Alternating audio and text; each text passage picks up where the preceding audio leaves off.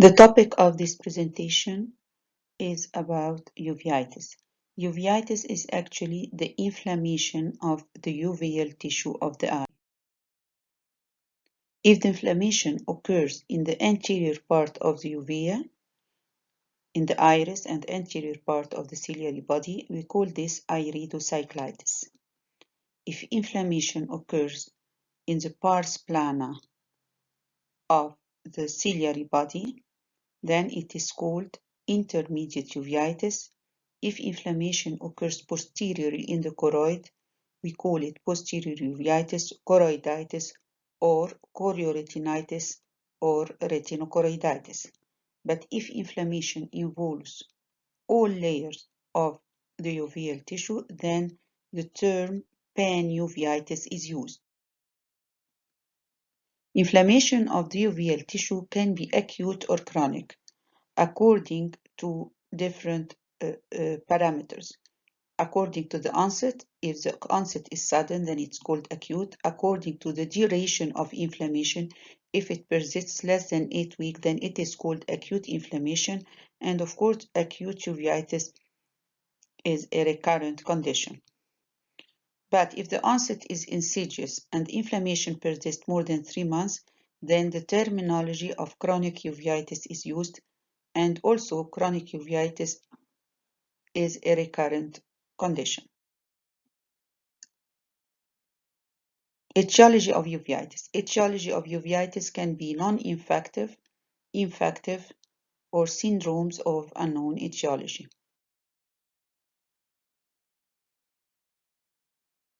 Non-infective uveitis can be either autoimmune, which is most common, or traumatic uveitis.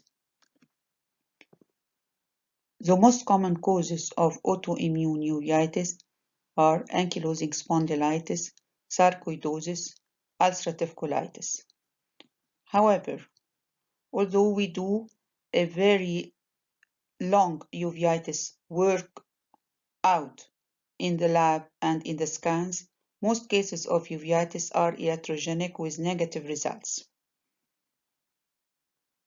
Traumatic uveitis can be either due to blunt trauma during fights, like kicking the eye with the fist of a person with non-penetrating trauma, or due to surgical trauma. It is very important that the surgeon anticipates his post-operative reaction to differentiate the post-operative exaggerated reaction from the post-operative endophthalmitis.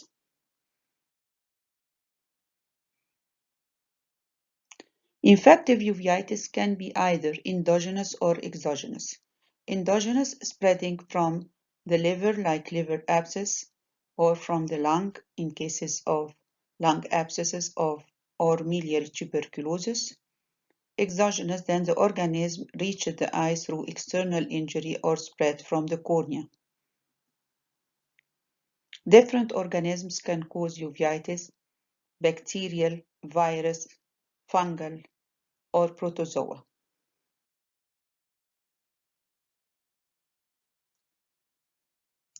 Bacterial uveitis.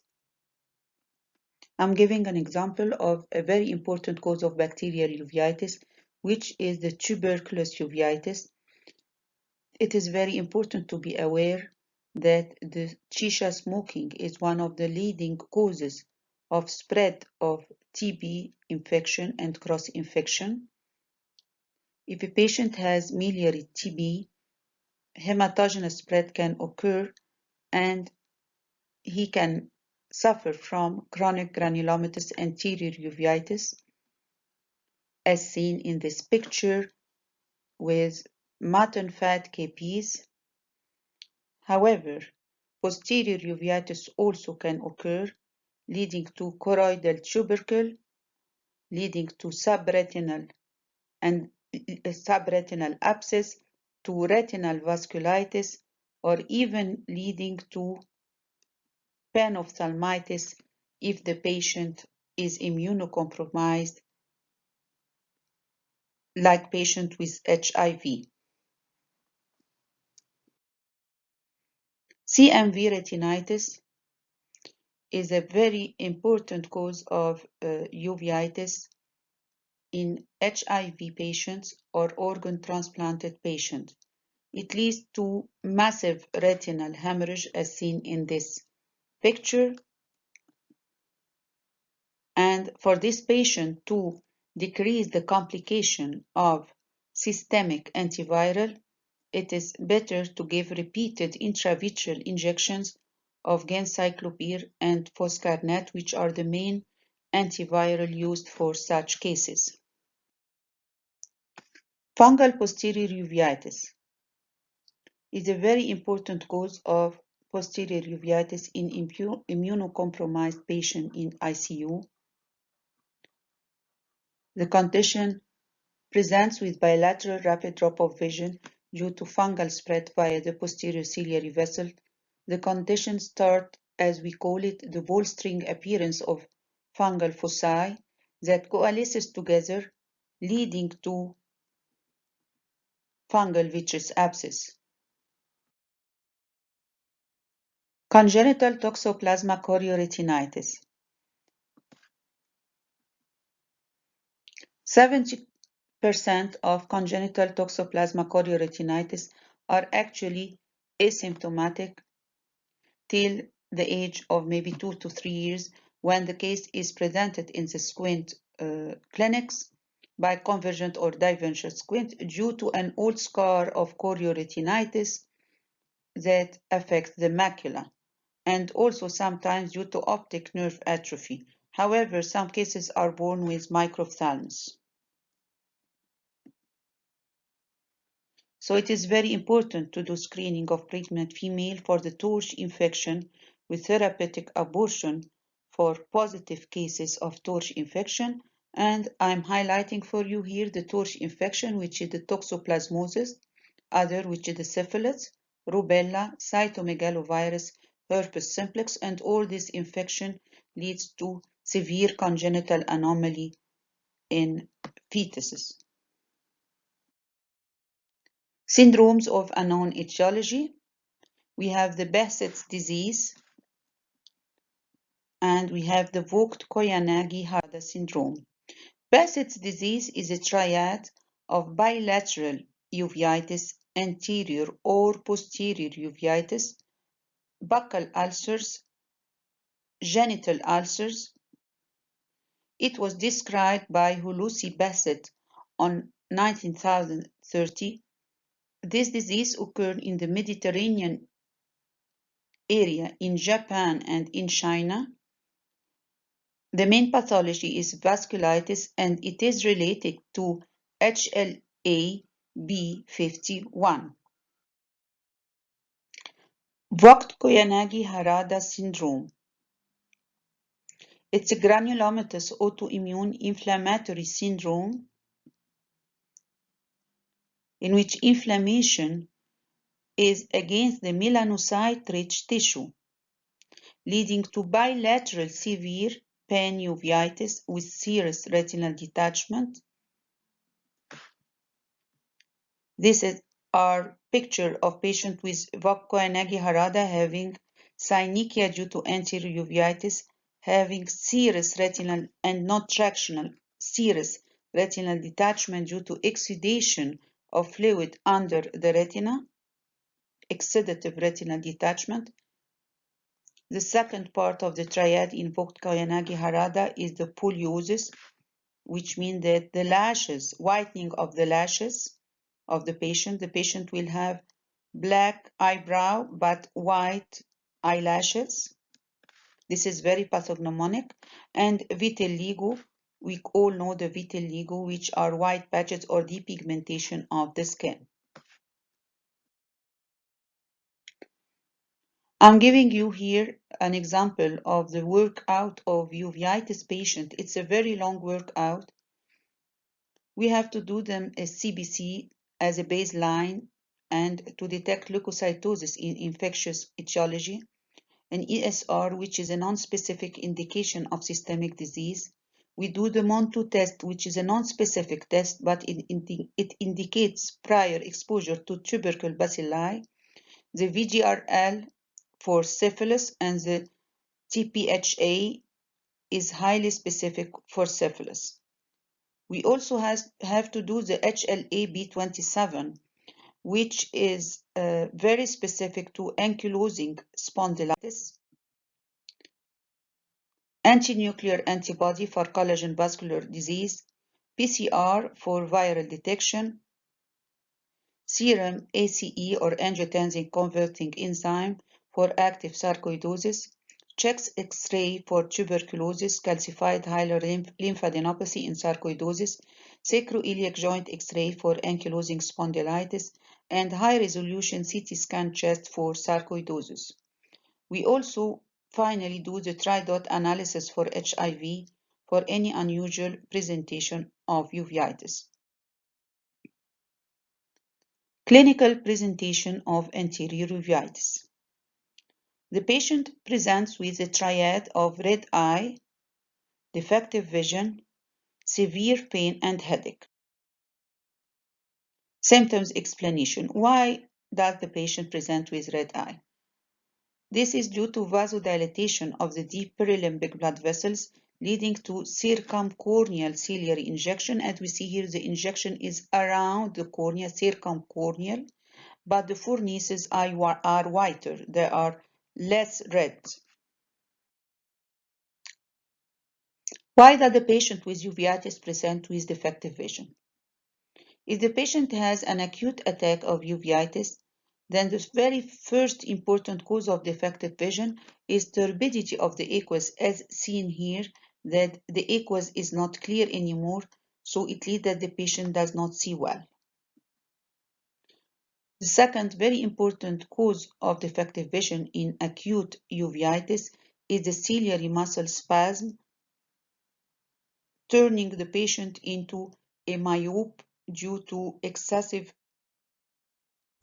contraction of the ciliary muscle, and of course this leads to defective vision. However, if the case is recurrent or chronic, then complicated cataract can be the cause of defective vision, or secondary glaucoma also in chronic case can be a cause of defective vision. And one of the very serious causes of defective vision in uveitis is toxic maculopathy. And of course, this is a very serious complication. Why does the patient with uveitis has severe pain and headache? Number one, due to toxic irritation of the iris and the ciliary body nerve endings, because the iris or the middle coat of the eye is a very high rich in nerve supply. The second cause of pain and headache is ciliary muscle spasm.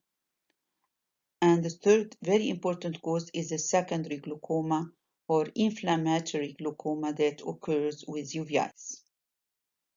Clinical signs. The first very important clinical signs is circumcorneal ciliary injection. As we can see here, the injection is around the cornea and the fornices are white. This patient is dilated to be examined, but his pupil is not regular because of posterior synechia in this part. However, in contrast, this slide shows a patient with small pupil because he was not dilated. This is the actual presentation, the small pupil with the circumcorneal ciliary injection, which is very important in the differential diagnosis of red eye. The second very important sign is the corneal important sign of keratic precipitates or deposits on the back of the corneal endothelium, like we see here. These are the KPs or the keratic precipitates, the inflammatory cells on the back of the cornea. They take a triangular shape, taking the lower third of the cornea. Sometimes they are fine KPs, sometimes they are large and we call them mutton fat KPs. So the KPs are very important sign in the acute uveitis.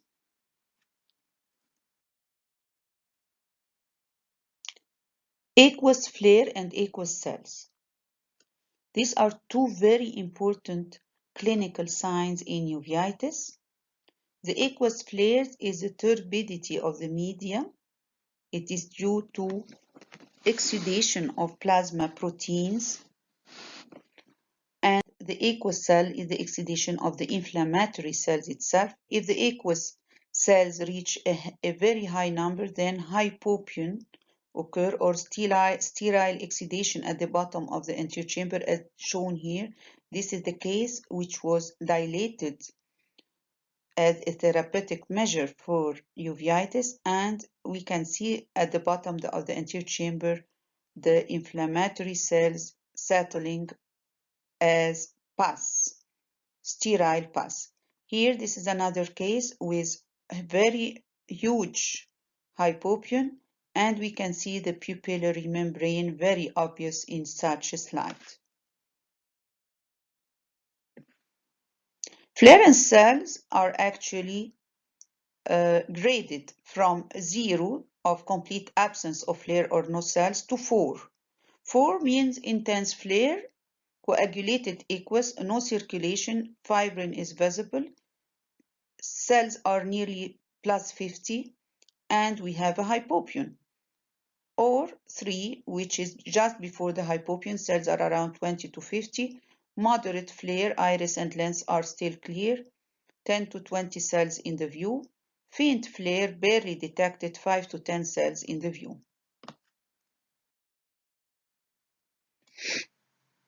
If we examine the pupil of a patient with acute anterior uveitis or chronic anterior uveitis, we can see that in the acute stage, the pupil is myotic with sluggish reaction. In chronic cases with synechiae, then we can find what we call festooned or irregular pupil. We can see it here in these 3 slides. These are examples of festooned pupil.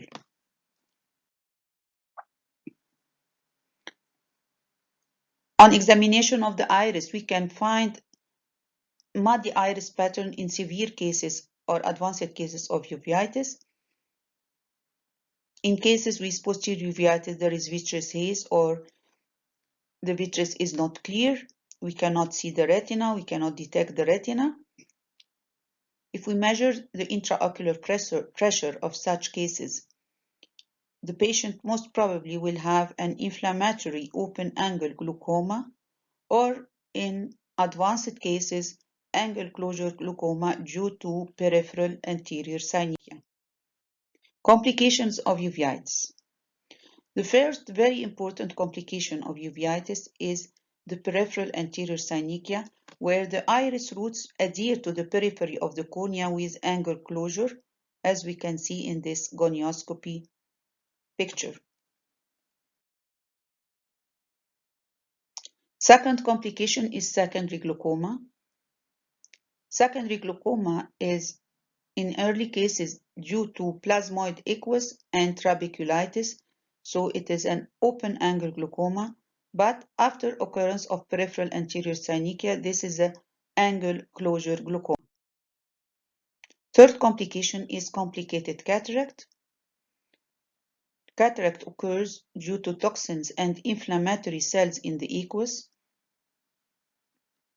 or cataract can be steroid induced. So the patient will have the cataract either from the disease or from the treatment of the disease. And it is always posterior subcapsular because the posterior capsule is devoid of endothelium, so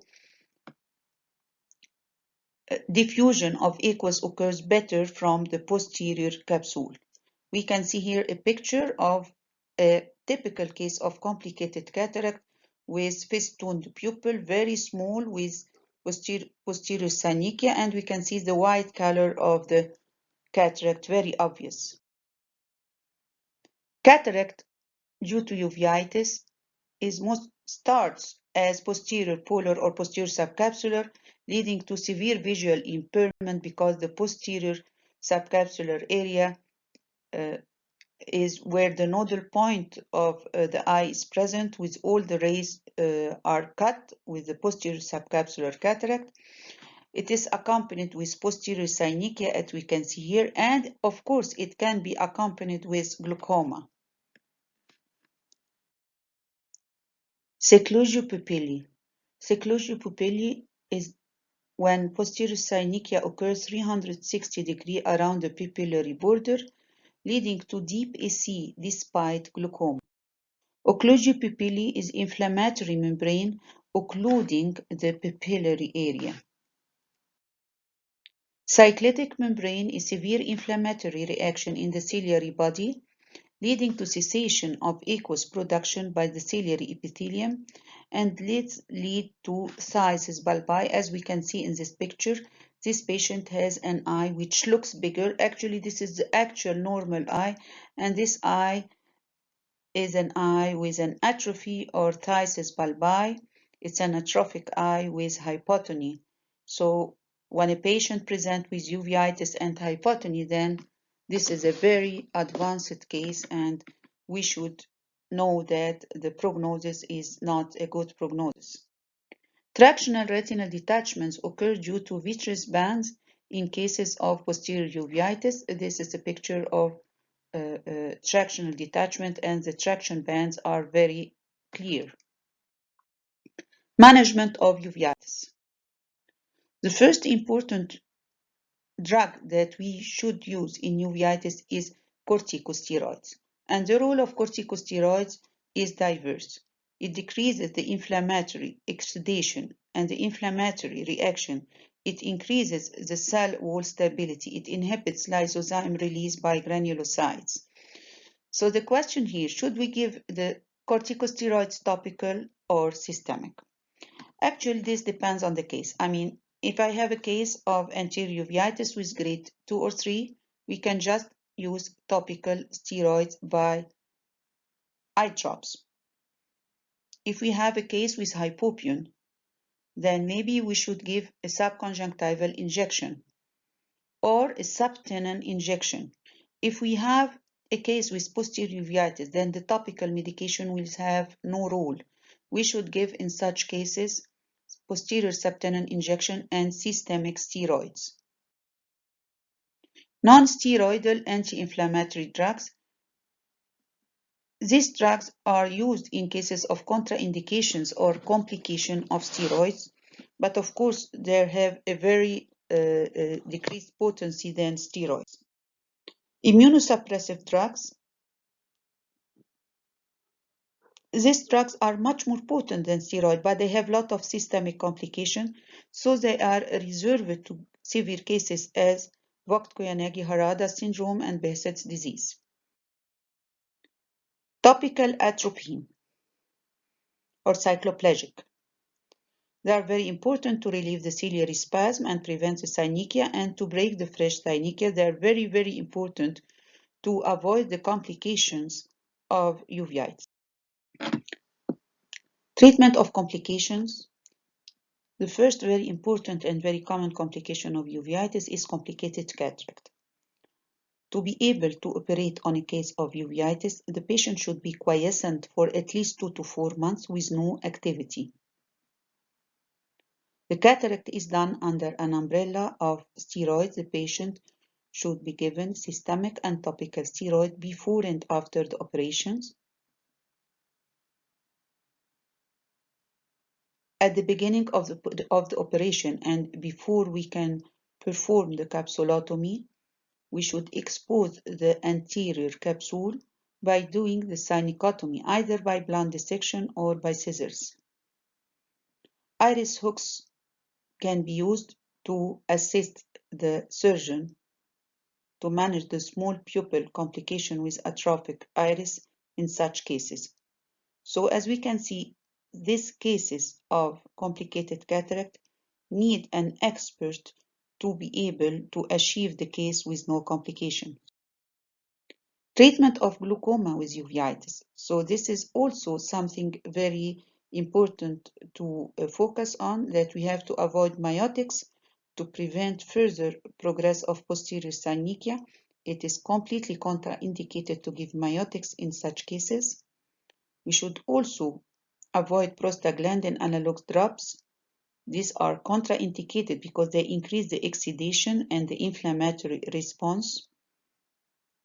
If we will operate on a case, we should use the mitomycin in the primary filtering procedures, but the better protocol is to start with the shunt and valve surgery, which are better for such cases because usually the filtering operations lead to failure due to recurrent inflammatory reaction in the eye. Treatment of tractional retinal detachment. Pars plana vitrectomy can be done with intravitreal injection of triamcinolone to avoid recurrence of retinal detachment. In this case, as we can see here, the iris hooks are placed so that we can visualize, because of course the pupil is small and it cannot be dilated, and the hooks are evident, and these are the ports for the vitrectomy, the 3 ports for the vitrectomy. The vitrectomy is very important also to remove the epiretinal membrane to improve macular edema in cases of chronic macular edema, and to decrease the need for immunomodulators in cases of Vogt-Guanagi-Harada syndrome. Treatment of the cause. In cases of infective uveitis, we should give the proper medication for each case individually. For cases of tuberculous uveitis, we should give the patient anti-tuberculous medication. For cases of cytomegalovirus uveitis, we should give the antiviral. We have the ganciclovir and the foscarnet, which are very important antivirals. Of course, when we give the patient intravitreal repeated injection, we save him from the side effects of systemic antivirals. In cases of candida or fungal uveitis, we give the antifungals both systemic and intravitreal. We have the fluoroquinolone and we have the amphotericin B, 2 important antifungal medications. Thank you very much for your attendance of this lecture.